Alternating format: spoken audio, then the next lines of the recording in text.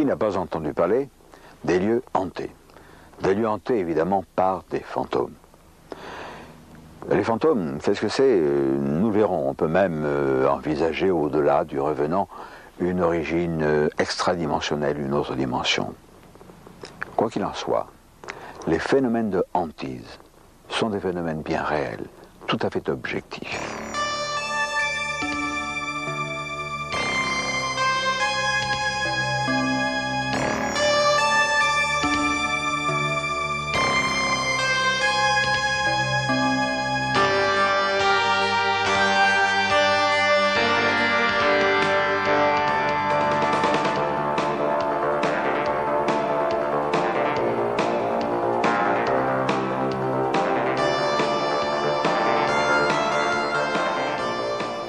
Une image s'impose à nous lorsqu'on parle de fantômes, c'est l'Écosse.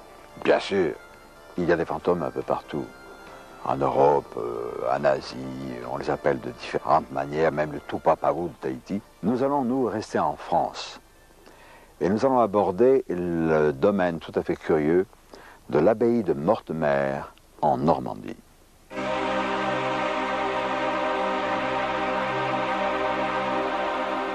Pendant la guerre de 14, une infirmière logeait là, une infirmière anglaise, et elle était mal à l'aise dans ce lieu sinistre. Et elle écrivait à son fiancé qui était sur le front. Et elle avait sa cape d'infirmière suspendue à une patère qui s'est brusquement envolée. Alors elle était un peu inquiète, elle a cessé d'écrire. Et elle est allée jeter un coup d'œil à la fenêtre, et là, dans le parc, elle a vu, sortant de l'abbaye, une cohorte de moines qui, en silence, se sont dirigés vers le pigeonnier. Il y a 4 ou 5 ans, j'avais tourné pour la télévision japonaise un film là-bas, et nous avons vécu un phénomène curieux. Le soir, avec un médium japonais, une dame, et avec mon confrère Iwao Nikura-san, qui est un parapsychologue et très connu au Japon, nous sommes équipés de lampes. Le metteur en scène japonais a voulu qu'il y ait une lampe à pétrole, ça faisait mieux. Et je suivais. Alors il y avait d'abord le caméraman, l'éclairagiste, la femme médium japonaise, Iwao Nikura-san et moi, nous suivions. On s'est arrêté devant la porte de la chambre rose ou bleue, je ne me rappelle plus la couleur, tout à fait sinistre d'ailleurs, et le couloir était étroit. Alors le mouvement était de, pour Iwao Nikura-san, contourner l'éclairagiste et rentrer, franchir la porte. Alors on a ouvert la porte, Iwao Nikura-san est entré, et au moment où il est entré, quelque chose de noir, de très sombre et de bizarre, comme un énorme chien, on ne peut pas dire que c'était un chien, est sorti de là. Mais c'est sorti pas en galopant, c'est sorti en flottant, c'est sorti en se déplaçant au-dessus du sol. Ça n'était pas vraiment un animal, on n'a jamais su ce que c'était, puisque après avoir bousculé le caméraman et celui qui portait la lampe à pétrole qui s'est cassé, tout est revenu dans l'ordre. L'après-midi, nous avions visité, nous avions repéré les lieux. J'étais avec un de mes amis qui habite à Rouen, pas très loin, donc de l'abbaye de Mortemer, et il y avait Catherine, son épouse, et il y avait Cécile, l'épouse d'un de mes amis, qui est médium, elle. Et en rentrant dans cette chambre, elles ont eu toutes les deux un mouvement de recul, particulièrement Cécile, dit « Oh là là, c'est une chose très mauvaise ». Et quand je suis revenu le soir même avec l'abbé japonaise, le médium japonais, Iwao Nikura-san, quand on faisait le repérage, elle s'est arrêtée sur le seuil, et elle a parlé à Iwao Nikura-san, on nous a traduit ce qu'elle disait que ce lieu était imprégné d'ondes négatives, néfastes. C'est quand même curieux parce que ces deux femmes, qui ne se sont jamais rencontrées, l'une l'après-midi et l'autre le soir, ont eu les mêmes réactions. Il y avait donc vraiment quelque chose de trouble, de bizarre dans ce lieu. Les phénomènes de hantise, généralement, gênent ceux qui en sont les témoins ou les victimes. Mais on peut aussi, avec une certaine force de caractère et un bon sens de l'humour, on peut vivre en bonne compagnie d'un fantôme qui n'est pas un trublion. Et c'est ce qui se passe dans le château de Robert Ariane, que nous allons retrouver.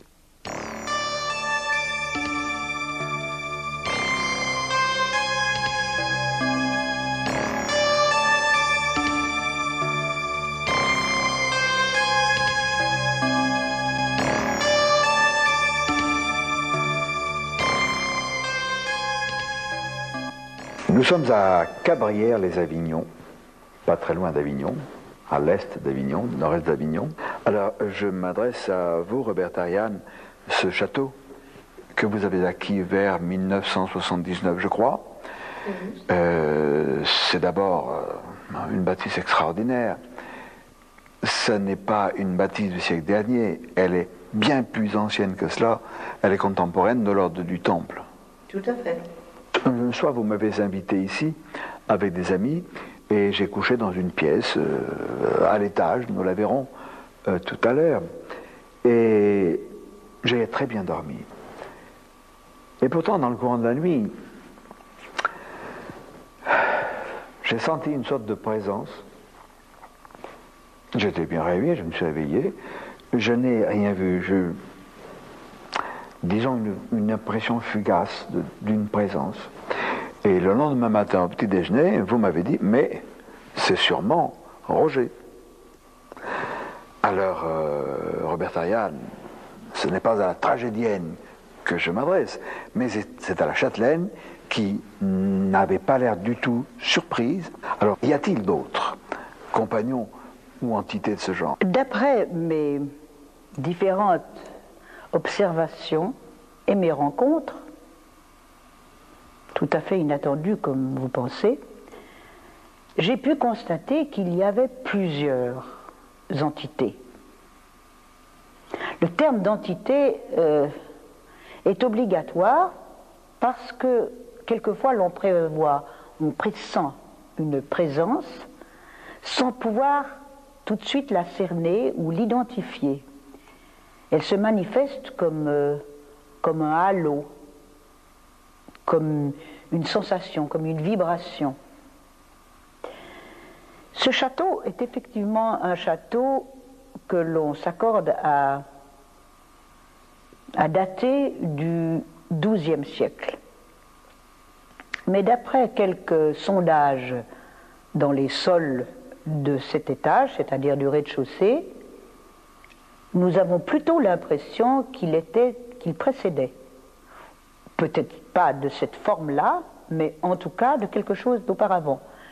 Les fondations ont un appareillage qui témoignerait plutôt de la création d'une bâtisse du XIe ou voire même du Xe siècle.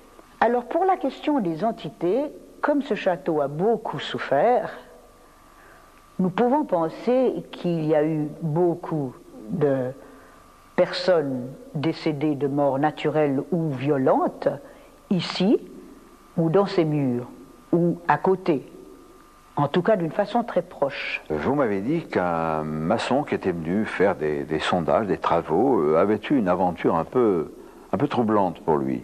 Le maçon, enfin le carrier, qui est venu s'occuper de cette cheminée et la refaire, en gardant la forme, les dimensions et exactement tout ce qu'il fallait, a eu une aventure. Il n'était absolument pas enclin à prêter attention à des entités.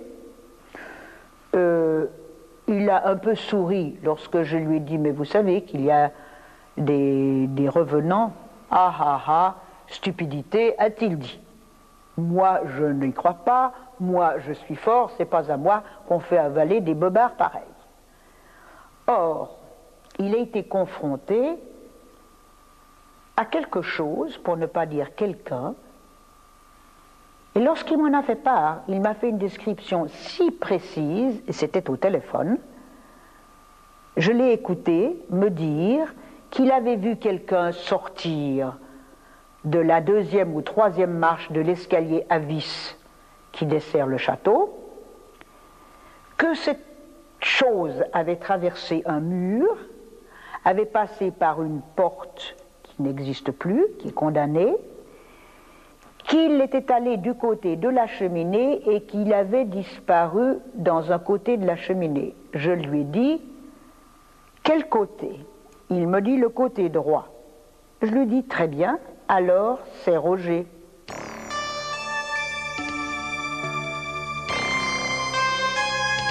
Ceci est la troisième marche d'où part Roger. C'est donc par cette porte qui est maintenant condamnée qu'apparaît Roger, qui sort de l'escalier à vis, qui franchit cet espace et qui se sauve, du reste tranquillement, dans l'angle droit de la cheminée gothique. Roger disparaît dans l'angle intérieur de la cheminée. Mais tout laisse à penser que dans l'épaisseur du mur, il devait y avoir un escalier dérobé, ce qui était très fréquent à cette époque. Car si nous passons ici et que je tape contre ce mur,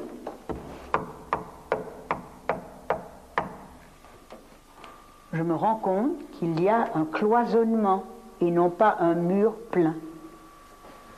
Il se pourrait très bien, nous ne l'avons pas encore expérimenté, que l'escalier se prolonge car il passe dans un souterrain qui est dans la cave. Si nous pouvons descendre, vous verrez ce souterrain, ce couloir qui mène au puits, qui lui-même mène dans un autre puits, qui relie à tout le réseau de puits de toute cette région.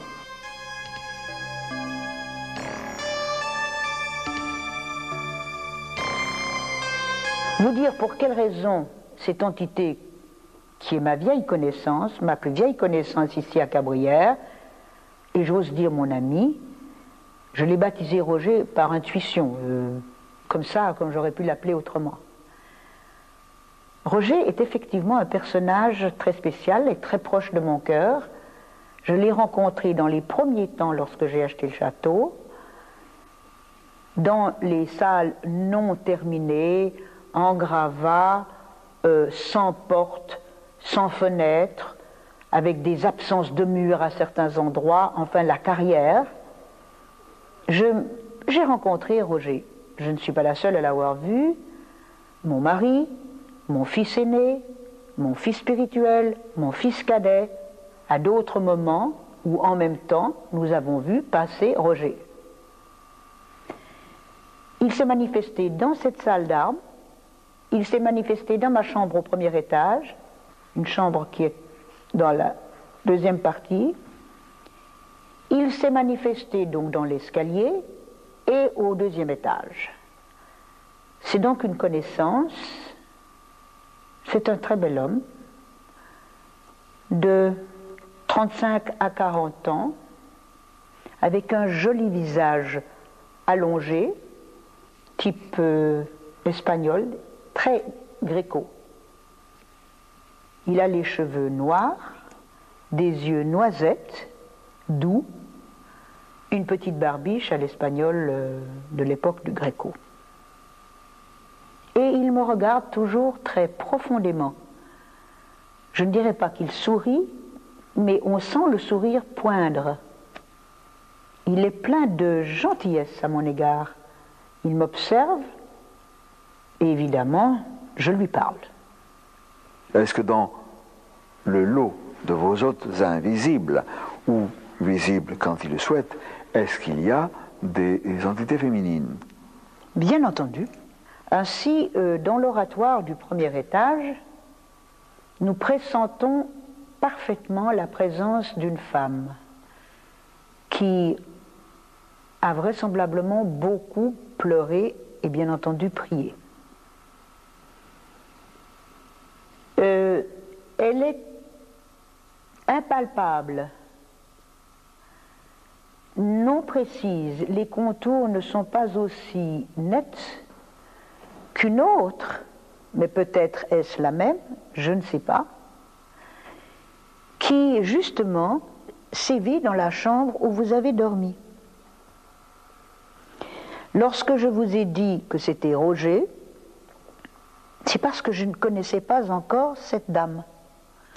Cette dame que, pour notre compréhension, j'ai nommée Rosie. Elle sort donc de ce mur, elle se dirige, toujours flottant à 15 cm du sol, elle s'arrête devant le berceau de mon petit-fils, qui est là, elle se penche, souriante, et disparaît dans ce mur, dont on voit encore le fond et la surface qui était vraisemblablement une cheminée. Les fantômes, entre guillemets, dont vous nous avez parlé sont extrêmement sympathiques, courtois, ils ne font pas peur à vos invités, à vos hôtes, ni à vous-même, ni à votre famille, ni à votre époux, ni aux enfants. Mais est-ce que tous se conduisent bien? Non. Ah. Non. Il y en a un qui est spécialement curieux et qui se contente de monter l'escalier et de le descendre. Mais il regarde également par-dessus les épaules. Quand on lit un journal ou un livre, on sent le poids du regard de ce personnage qui vous observe. Comme il monte et il descend les escaliers, mon fils cadet l'a baptisé Yo-Yo. Il joue au yo-yo, il monte et il descend. Ce monsieur a été très insolent avec un de mes fils et avec mon mari, qui m'a déclaré ne pas supporter ce monsieur, qu'il avait horreur qu'on lise le journal par-dessus son épaule. Je me rappelle que Maurice Paul m'a dit, il ne me plaît pas, il lit par-dessus mon épaule et j'aime pas ça. Exactement. Merci, Robert Ariane. Je vous en prie et je vous remercie. Je suis ravie d'avoir pu m'exprimer librement de mes chers compagnons du passé. Il y a plusieurs exemples connus de phénomènes de hantise, d'apparitions fantomales, où l'on voit l'entité marcher, parfois flotter d'ailleurs, mais ce qui est bizarre, c'est que ce n'est pas au niveau de notre sol à nous que se manifeste cette entité. Elle flotte parfois nettement au-dessus, ou parfois au-dessous, de sorte qu'on a l'impression que l'entité marche au niveau de ses genoux. Des recherches ont été faites dans ces lieux, et l'on s'est aperçu que 2-3 siècles auparavant, le parquet avait été soit rehaussé, soit abaissé. Et ça, les gens qui avaient fait cette observation ne le connaissaient pas, donc ils n'ont pas pu tricher.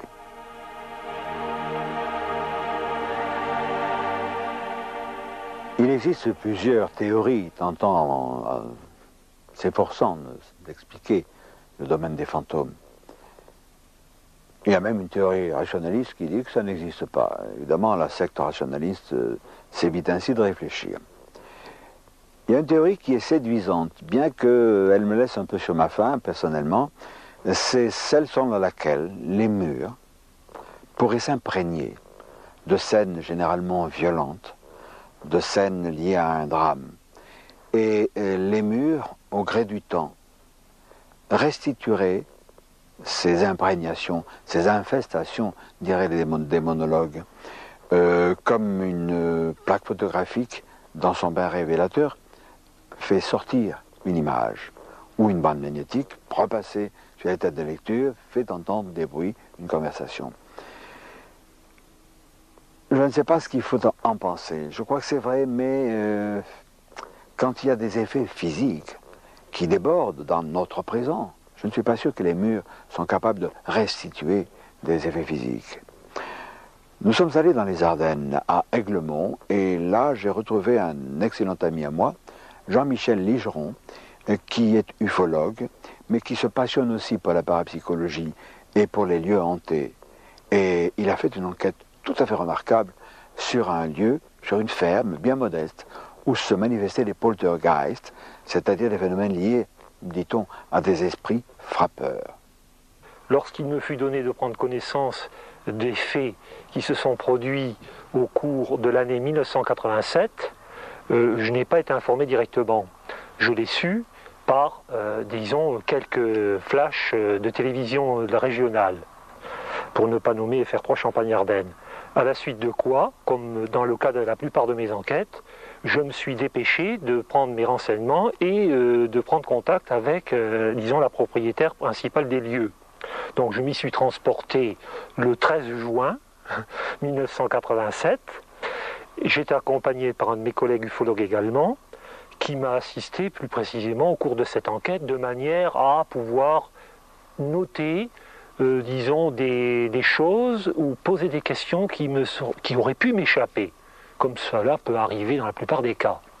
Donc finalement, que s'est-il produit dans ce petit village, ou tout au moins dans la ferme, véritablement à l'écart, situé derrière un groupe ou un rideau d'arbres, ce qui la rendait d'autant plus étrange, à propos justement de tous les phénomènes qui s'y sont produits. Donc j'ai rencontré, en définitive, la dame, une dame d'un certain âge, âgée, sa fille en l'absence de son petit-fils qui lui était absent, disons, et probablement fatigué du nombre d'interviews qu'il avait dû subir vu son jeune âge. Il avait 12 ans à l'époque. Il avait 12 ans à l'époque, sa grand-mère avait 62 ans et sa mère 37 ans. Bien, alors, les faits sont terriblement compliqués, chronologiquement parlant, je veux dire, hein.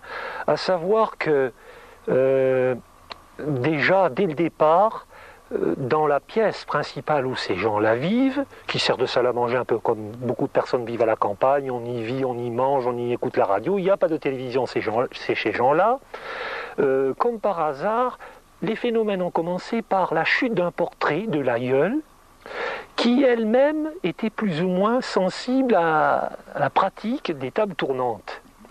J'ai d'ailleurs noté le jour de mon enquête, de cette enquête préliminaire, l'œil relativement profond et noir de la grand-mère, sans vouloir pour autant lui attribuer quelconque pouvoir de sorcellerie ou autre. N'empêche que ce portrait-là est tombé plusieurs fois, régulièrement, pratiquement à la même heure, sur le sol carrelé de la pièce principale. En présence de l'enfant. En présence de l'enfant, naturellement. Bon. Aucun autre témoin, si ce n'est que la mère et le fils, n'ont pu assister à ce genre de phénomène. Alors, à la suite de quoi se sont enchaînées toute une série de catastrophes considérées comme telles par les personnes qui vivaient ces choses, telles que la valse d'objets, d'ustensiles, appelons-les comme ça, de cuisine, qui sortaient très exactement d'une, comment dirais-je, comment appelle-t-on ça, Jimmy, je m'excuse, non, mais d'une boîte dans laquelle on range la vaisselle en principe, une ménagère, voilà, très précisément. Ces ustensiles-là provenaient, pour la plupart, de cette ménagère enfouie sous une pile de linge, dans une armoire fermée à clé, je précise, dans une salle, dans une pièce, excusez-moi, qui se trouvait ailleurs, porte fermée à clé également, de la porte, qui communiquait avec la pièce principale dont j'ai parlé tout à l'heure, et qui venait se ficher à droite et à gauche, dans un mur de torchis recouvert de papier peint, au nid à la barbe, en somme, des témoins qui en restaient médusés.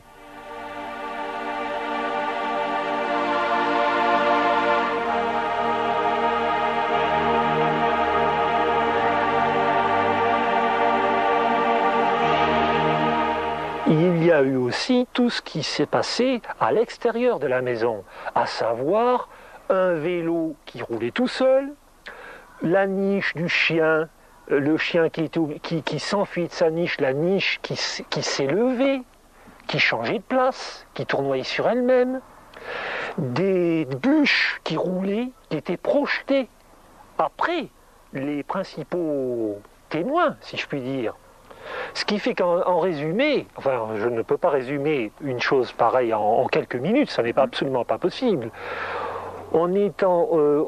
on se trouve dans un cas, d'abord en présence d'un jeune homme à l'époque âgé de 12 ans, qui vit près de sa grand-mère et de sa mère. Jean-Michel, les gens, on sait d'expérience et de longue date que souvent des adolescents prépubères des deux sexes d'ailleurs sont mêlés, mais mêlés entre guillemets, parce qu'il n'est pas question de voir des complices. Ce sont des catalyseurs qui malheureusement subissent ces choses-là et ça ne leur fait pas plaisir. Et notamment, on peut dire que en certains cas, les phénomènes de type paranormaux se sont produits pas forcément en présence de jeunes, mais dans des, comment dirais-je, en présence de personnes âgées.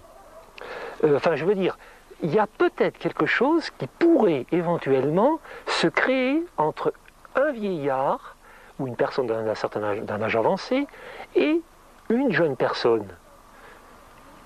C'est-à-dire que on a souvent dit que les murs avaient de la mémoire, on parle de la mémoire des murs, mais on peut dire aussi que chez les personnes âgées, il y a quelque chose aussi qui peut exister au niveau du cerveau et qui pourrait servir, enfin je veux dire, c'est peut-être assez compliqué à expliquer, mais il pourrait s'établir une relation entre le milieu, mais la personne d'un certain âge et un jeune enfant. Alors ce garçon de 12 ans qui a vécu ces phénomènes, qui en a pâti aussi, parce qu'il faut le dire, toi tu es un enquêteur consciencieux, tu cherches à ne pas traumatiser le témoin.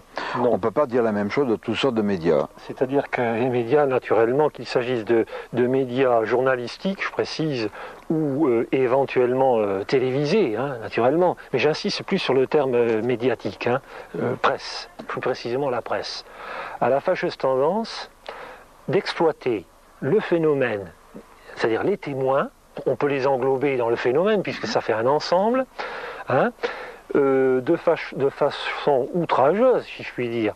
C'est-à-dire, d'abord de leur rendre visite sans prendre de précautions élémentaires, ne pas les contacter pour se pointer chez eux, effectuer leur travail de journaliste en principe normalement, mais ce qui est déplorable, comme il m'est arrivé de le constater en de nombreuses circonstances, je ne parle pas précisément de cette affaire-là, même dans le cas de phénomènes de type OVNI, hein, où l'on conclut par des choses qui sont tout à fait diffamantes. Jean-Michel Légeron, qui a eu la gentillesse, pendant que nous étions en Belgique et en Hollande, de me dire, bon ben je vais voir les témoins, ils te recevront, tu es un type sérieux, tu ne vas pas te moquer d'eux.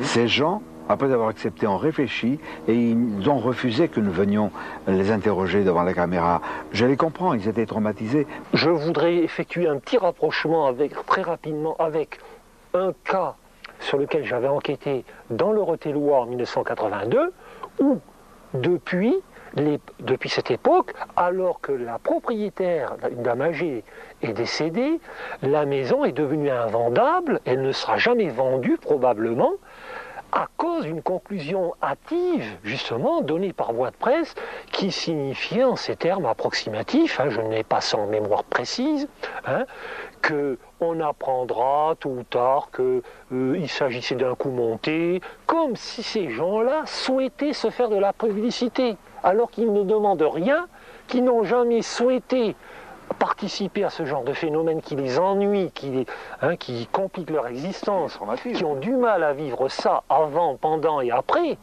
et qui continuent, je dirais presque sans hésitation, à utiliser le mot d'être agressé. Je suis bien d'accord avec Jean-Michel Légeron, il ne faut pas se moquer des gens qui sont victimes de phénomènes de hantise. Il y a aussi un problème qui est extrêmement gênant. C'est celui des charlatans qui, entendant parler d'un phénomène de hantise, se précipitent auprès de ces gens qui sont dans le malheur, dans l'angoisse, et qui lui disent, moyennant une rétribution modeste, quelques milliers de francs pour le moins, je vais vous enlever ces fantômes, etc., je vais exorciser, et avec beaucoup de simagrées, ils font un rituel, et s'il n'y a plus de fantômes, bon, évidemment, ils n'ont pas de peine à les chasser. Je ne citerai pas l'endroit parce que les personnes continuent d'habiter ce lieu. J'avais fait une enquête dans un lieu tout à fait hanté. Et l'un de ces guignols de charlatans s'était proposé de renvoyer les fantômes à leur demeure éternelle pour qu'ils ne viennent plus hanter ce lieu. Alors, le bonhomme avait fait un rituel avec l'eau bénite, avec des machins, etc. Il me paraissait parfaitement ridicule parce que ce n'était pas un prêtre. Et brusquement, des phénomènes paranormaux extrêmement violents, des déplacements d'objets, des bouteilles qui sautaient contre les murs, et un plat de métal, une cocotte, je ne me rappelle plus, a sauté d'une étagère. Alors je vous garantis que le chasseur de fantômes, il a pris ses jambes à son cou, il a oublié ce matériel et je crois qu'il court encore. Il ne faut pas se méprendre. Ce n'est pas toujours dans les hauts lieux, dans les magnifiques châteaux, dans les demeures anciennes que se manifestent les fantômes. J'ai enquêté dans la banlieue d'une petite ville du Midi sur un phénomène de hantise. C'était une HLM et je m'y suis rendu sur l'appel affolé d'une dame qui vivait là avec son petit garçon.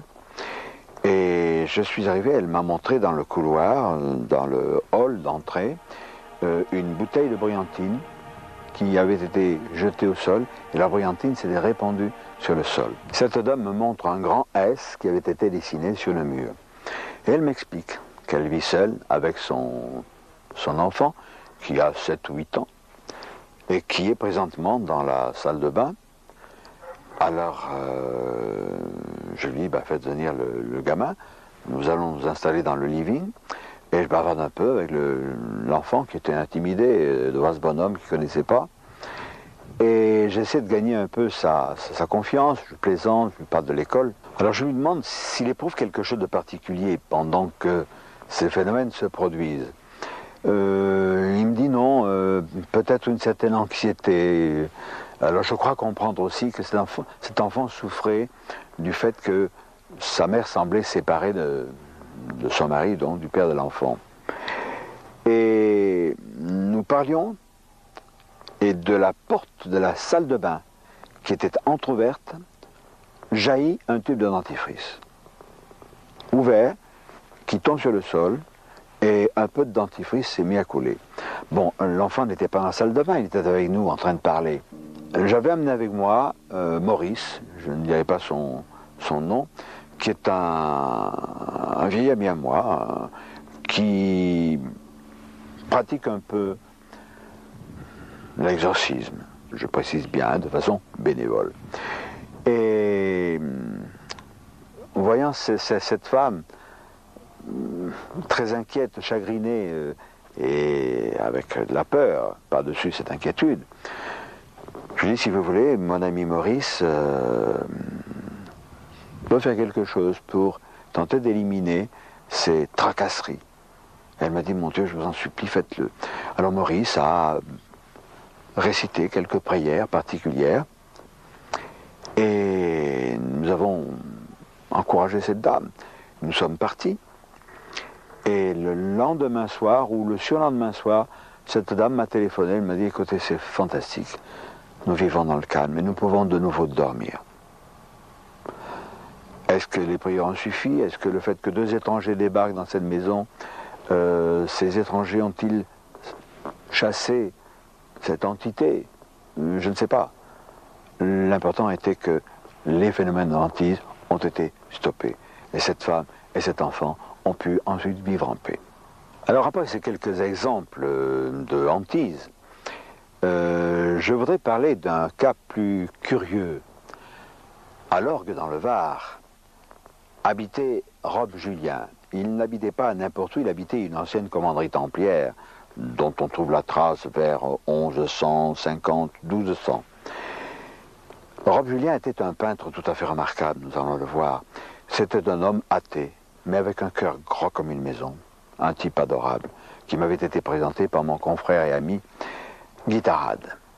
Alors nous allons, non pas le retrouver, il n'est plus de ce monde, mais nous allons voir Marie, Julien, son épouse, et nous allons voir tout ce qui s'est passé dans les murs de cette demeure très étrange.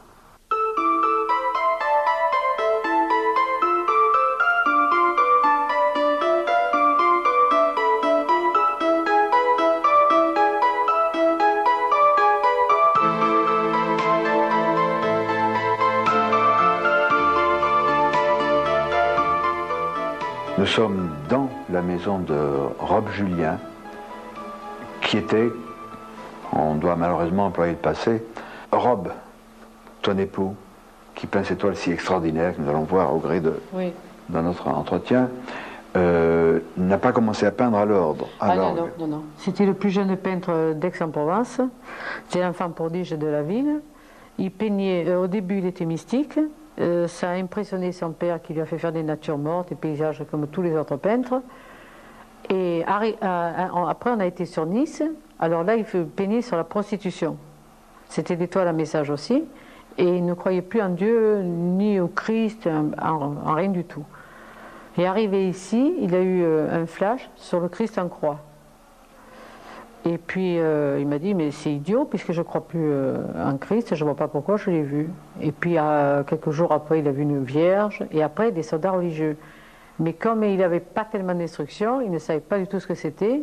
Et ce sont des gens de l'extérieur qui lui ont dit, ce sont des Templiers.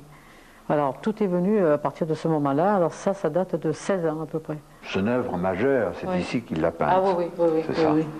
Alors nous sommes à côté d'un personnage tout à fait impressionnant. Oui. C'est un Templier qu'il a fait lui-même aussi. Oui. Il a peint combien de toiles? Il en faisait à peu près une centaine par an. Alors 16 ans, mais c'est-à-dire que 2 ans avant sa mort, il a écrit 2 bouquins. Donc il peignait beaucoup moins.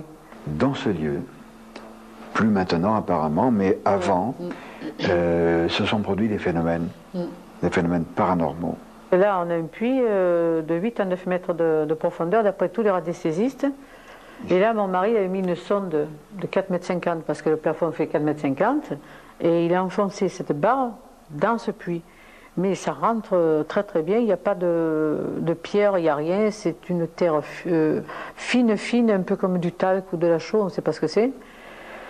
Et là, tous les radiesthésistes ont dit c'est un puits. Bon, alors c'est là que mon lit est à la verticale de ce puits, et c'est là qu'à minuit, un jour, alors la date, je ne m'en souviens pas, mais vers les minuit, en plein été, on a entendu des chants grégoriens tous les deux. Voilà. Après... Alors je précise, Marie, pour les amis qui nous écoutent, que ce n'est pas une HLM. Non. C'est un site avec des murs-mètres énormes. Il est hors de question d'imaginer que c'est le voisin ou la voisine qui, à minuit, écoutait les chants grégoriens. Non. Ça, c'est exclu. Puis en plus, les voisins d'à côté n'écouteraient pas ce genre de musique, de chant non plus. Je pense pas, non. Mais il aurait voulu faire des fouilles, mais il a toujours eu des rêves pour l'empêcher de faire. Des rêves prémonitoires qui l'ont empêché, qui l'ont déconseillé, parce qu'il avait peur que la maison devienne négative, alors qu'elle est très positive, elle attire les gens. Et c'est dans cette maison qu'il voyait tous ces flashs. Parce qu'il ne voyait pas de flash à Nice ou ailleurs, hein. C'est ici, à l'orgue.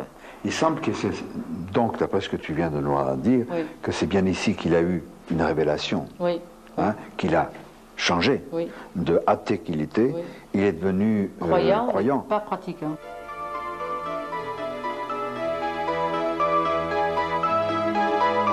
Rob Julien, tout athée qu'il était, devint croyant.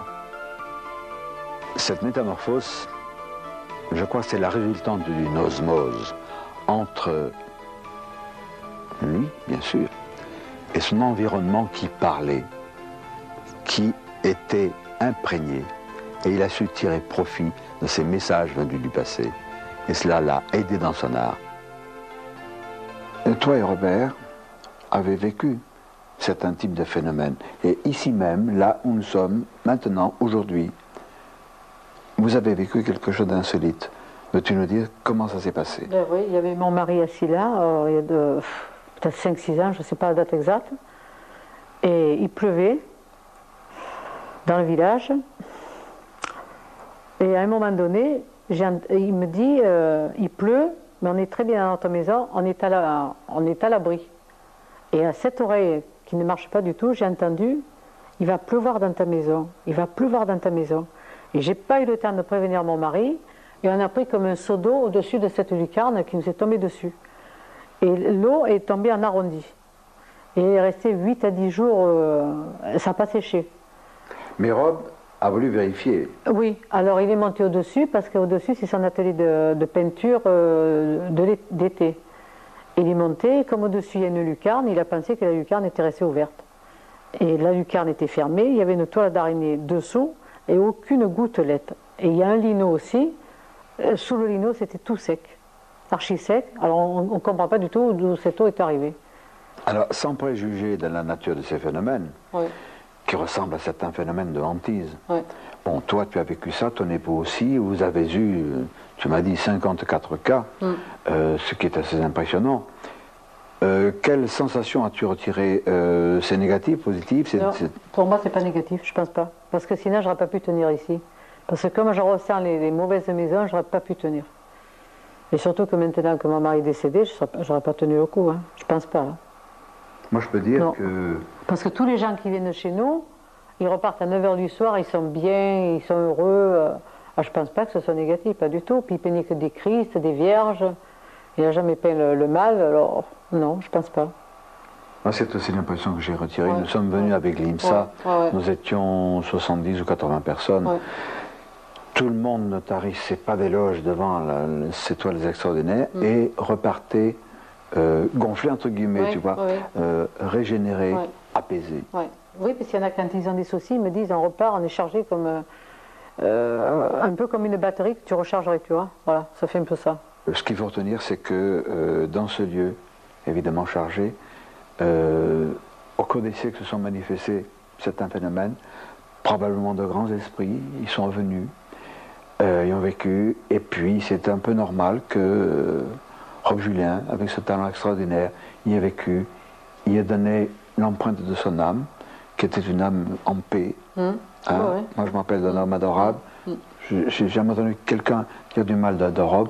Je crois que c'est un peu encourageant, et de savoir qu'on peut venir aussi non seulement admirer son talent, son message, sa lumière, mais aussi se recharger.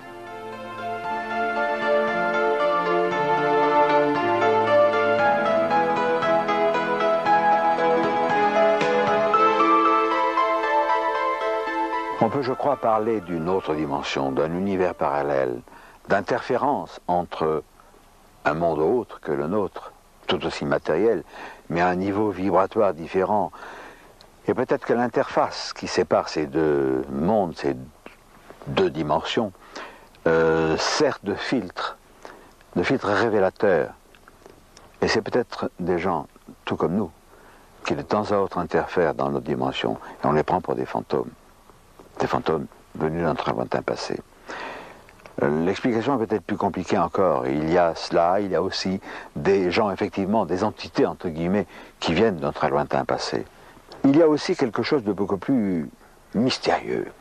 Voici, peut-être 25-30 ans, aux États-Unis, une famille, le mari, l'épouse et les deux enfants, regardent la télévision, alors on montre un lit sur lequel gît un monsieur âgé, les mains sur l'abdomen. Alors ils disent, bon, c'est encore une publicité pour un embaumeur, vous connaissez le slogan, mourrez, nous ferons le reste. Et ils changent de chaîne, c'est la même image, ils changent encore de chaîne, et sur toutes les chaînes, c'était la même image. Ils sont quand même surpris, ils interrogent les voisins ont des programmes tout à fait normaux, ils reviennent chez eux, et madame, enfin l'épouse de ce monsieur, pousse un cri, car elle dit à son mari, mais regarde, c'est mon père sur son lit de mort.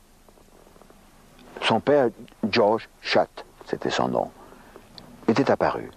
Alors on a fait venir la police, on a fait venir des techniciens de la télévision, parce que ça a duré, je crois, 3 semaines. Et chaque fois, l'image persistait un peu moins. La première fois, elle a persisté pendant près d'1 heure. La seconde fois, pendant 40 minutes. Après 30. Et ça s'est amenuisé dans le temps. On n'a jamais pu expliquer comment ce phénomène s'était produit. Dans la très abondante littérature consacrée aux phénomènes paranormaux, aux phénomènes de hantise, aux lieux hantés, j'ai sélectionné 3 titres. Les fameuses maisons hantées de Flammarion, aux éditions J'ai lu, qui est une sorte de bible des apparitions. De Jean Prieur, dans le livre de poche, les morts ont donné signe de vie. Et enfin, une encyclopédie des fantômes excellente de Daniel Cohen aux éditions Robert Laffont dans les fameuses Énigmes de l'univers. Je signale enfin la réédition du livre du paranormal que j'ai publié il y a une vingtaine d'années. Il paraîtra probablement en 1993 aux éditions Vaugirard dans sa collection de documents. Je voudrais dire quand même que c'est rassurant. Nous avons vu dans la cassette sur les vies antérieures, avec Rocco Rabanne et d'autres intervenants, que la vie existait après la vie. Ces manifestations de hantise sont un appui supplémentaire à cette certitude. Alors je crois que c'est rassurant. Je crois que la mort, ce n'est pas la fin. C'est la fin d'une étape et c'est la transition vers une autre, qui elle conduit à la lumière.